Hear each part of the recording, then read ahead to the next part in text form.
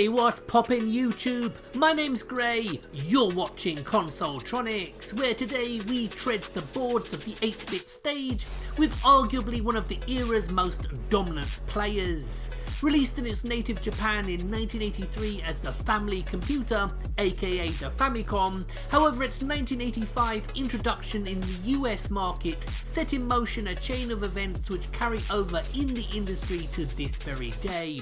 From censorship and third-party exclusivity contracts to raising the standard and expectations of both developers and gamers themselves. So join me in my look at the best and worst Nintendo NES arcade ports.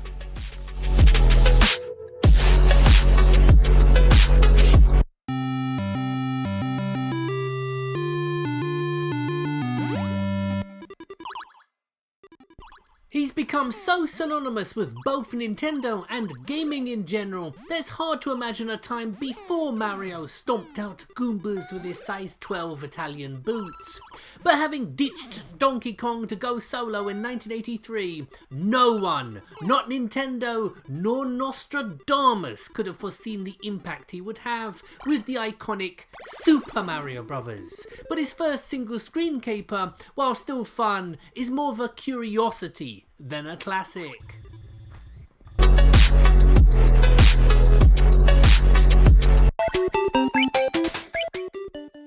The original arcade release of Snow Brothers from 1990, developed by Toaplan of all people, was a fun bobble-esque adventure. The NES port retains all of the charm and playability of the coin-op as you make snowballs out of your enemies and try to roll over their mates like Skittles. Great game.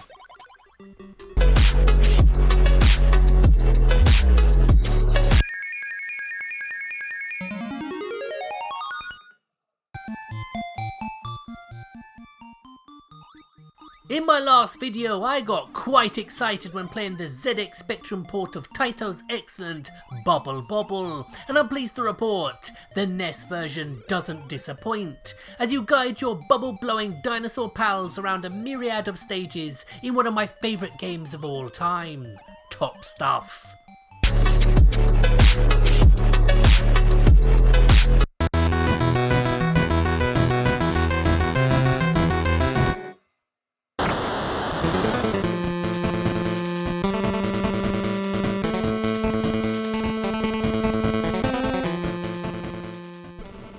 Sega! Say it isn't so! One of the crown jewels of your arcade back catalogue running on Nintendo hardware?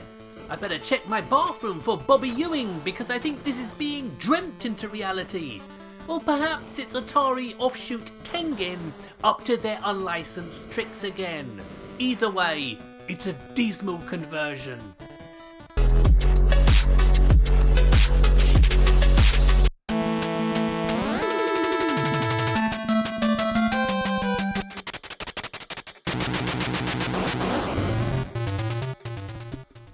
Before being the only competition to Capcom when it came to one-on-one beat-em-ups, SNK were known mostly for their repertoire of run-and-gun titles such as Ikari Warriors and Psycho Soldier. Prisoner of War from 1988 is their attempt to crack the burgeoning beat-em-up market and is definitely one of the least well-known examples in SNK's oeuvre. This standalone NES port is a competent conversion, but not much else.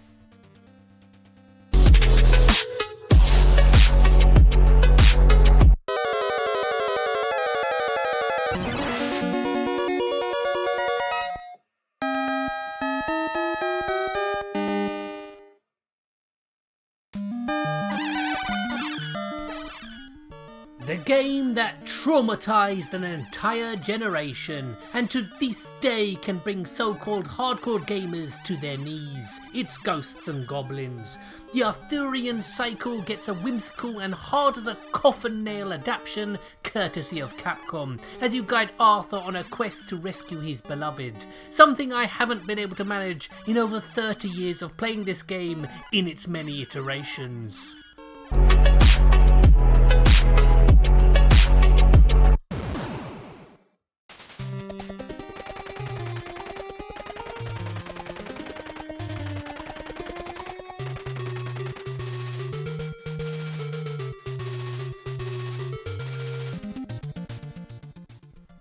And lucky number 7 on this list is a Konami classic, Rush and Attack, which would be renamed in most regions to the less cooler sounding Green Beret, which was a staple of 80s computer gaming with ports on all prominent 8-bit platforms.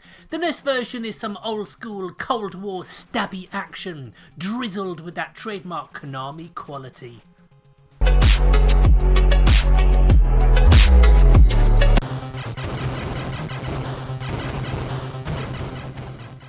Tecmo throughout much of the late 80s and 1990s was a studio I held in high regard because of franchises such as Project Zero, Ninja Gaiden, Dead or Alive and the awesome Deception series, to name but a few.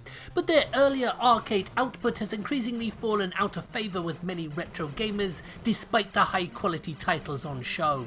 This graphically mutilated port of the influential 1988 arcade is still fun to play. Definitely not one of the best shoot 'em ups to grace the NES, but worth checking out.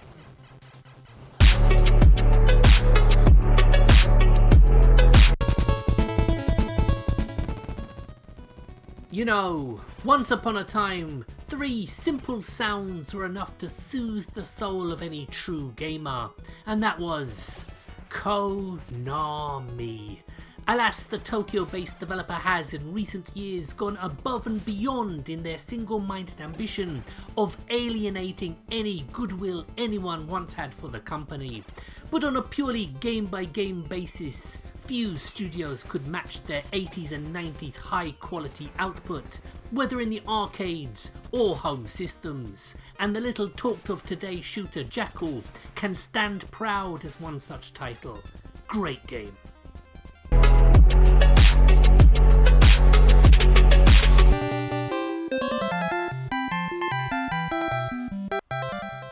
Oh, this is the game that comes from. Yeah, if Daya East were known for anything, it was dodgy controls. It took me a good minute to try to figure out if my joypad was even working, or was I trying to control a demo or something. This is bad, and not just by normal standards, but by the standards of 8-bit boxing games. Now that's really bad.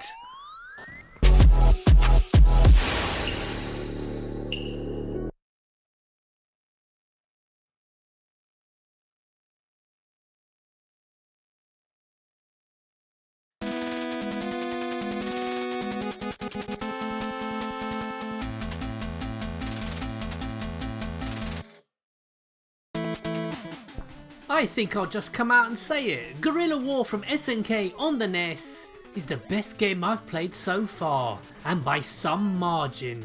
This is what I think of when I think SNK. Pure arcade action of the highest caliber.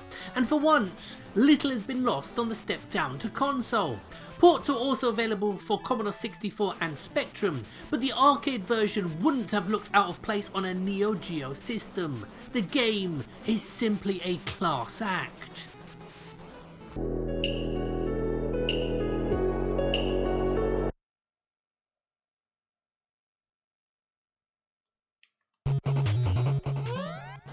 Is this some sort of sick joke, or have I been quantum leaped to an alternate reality? Because those are the only explanations I can see for why Sega's standout shadow warrior Joe Musashi is prancing about in enemy territory on the Nintendo 8-bit.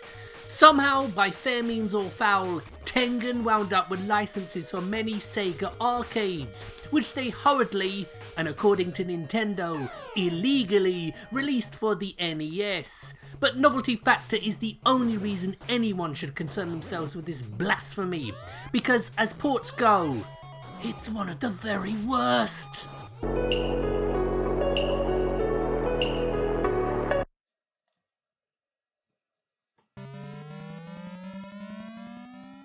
Alpha Mission 2 is one of my favourite shoot 'em ups. I played it quite a bit on my Neo Geo CD, but I only ever took a cursory glance at the much older original from 1985, so this is my first time really getting to grips with it, and given the choice, also my last, as the NES version at least is pure pig swill, and one of the worst shooters I've played on the console. Avoid at all costs.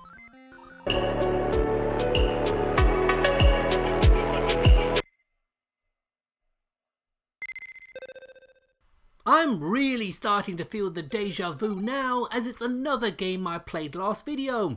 But while the Spectrum version was fun if forgettable, I've not enjoyed the time with this version in the same way. Because if I was a kid with a Nintendo in the late 80s and all my friends had Super Mario, Metroid, Contra, Castlevania, etc., I would not be content with what is, at the end of the day, a Breakout clone. Yes, it's the best Breakout clone money can buy, but I'd rather that money buy something else from the NES's heaving library.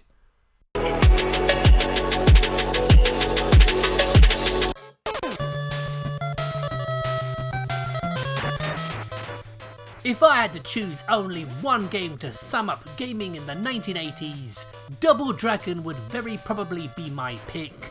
All of us from that era either had or knew somebody who had a copy of this for whatever system it was. I had it on the Master System, but my friends had it on their Commodore 64s, Amigas and Atari STs. But we all followed the fortunes of Billy and Jimmy Lee, from classic 8-bit versions of the arcade to ropey sequels to the utter dog's vomit of the cartoon and live action adaptations. But the original, which has been surpassed in every category but one, fun, is still a classic beat 'em up within retro fandom.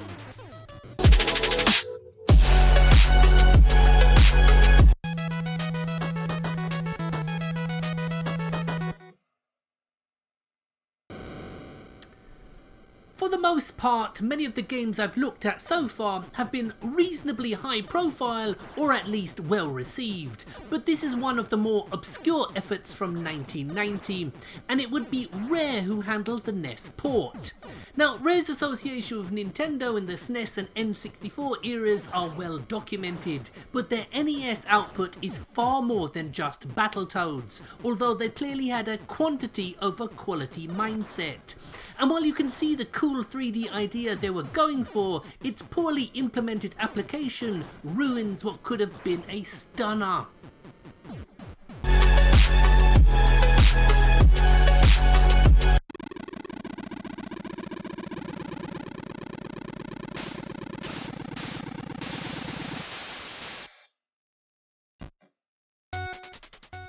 Ah, the classic one-man army shoot 'em up from SNK. And while it feels like there are more ports of this 1986 arcade game than there are stars in the sky, even the Atari 2600 had a port. Its legacy in gaming and even within SNK seems somewhat limited. Like Double Dragon, incessant and progressively poorer sequels tarnished the reputation of the original. Fun for a bit, but the shoot 'em up genre was yet to hit its stride.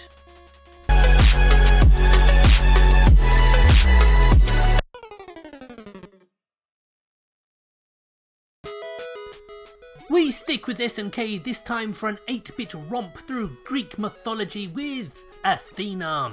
But any hopes of a game in a similar mould to Rygar or even Gynorg are soon dashed when the awful music hits your ears. And I liked the sequel's soundtrack. And well, the less said about the gameplay, the better. Athena may have been the goddess of wisdom, but she could have been the goddess of free blowjobs and this game would still be crap.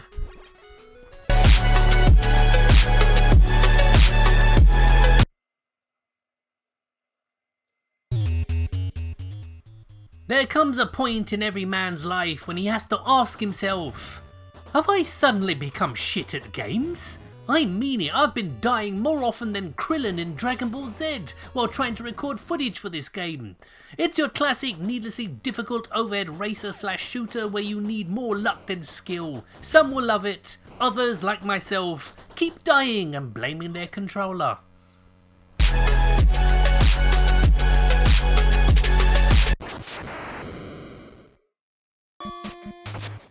I have to hold my hands up and say, I know of this 1987 coin-up from Daya East by reputation alone. Apparently this Karnov chap would feature in Daya East's controversial Street Fighter II ripoff Fighter's History in the 90s.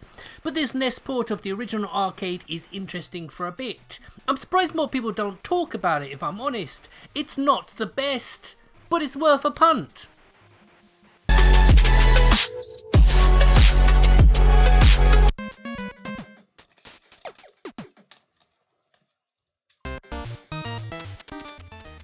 An original Nintendo fighting game from the mid-80s? How come I've never heard of it? Oh, that's why.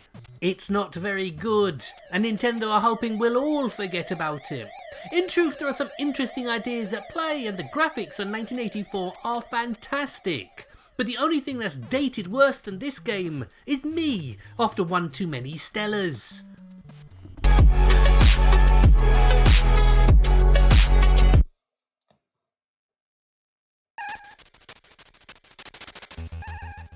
Popular as it was, I never thought the original arcade was all that to begin with, so went into the NES conversion with as much hope in me as a lemming whose girlfriend's just left him.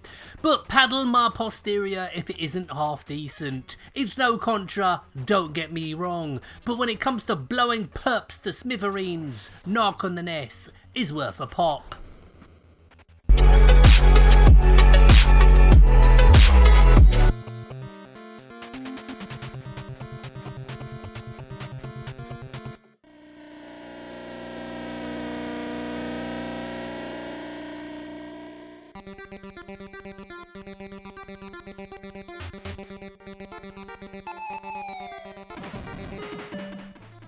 Now we come to how shoot-em-ups should be handled, courtesy of our friends from Daya East. And this port of the 1987 rotary joystick masterpiece doesn't disappoint, even with the downgrade. Fast, fun and challenging, a Commodore 64 port was apparently in the works but was shelved. But the game would appear in the Daya East Arcade Classics compilation for the Wii, which I did a video on a few years back. So why not check that out next? Hint, hint.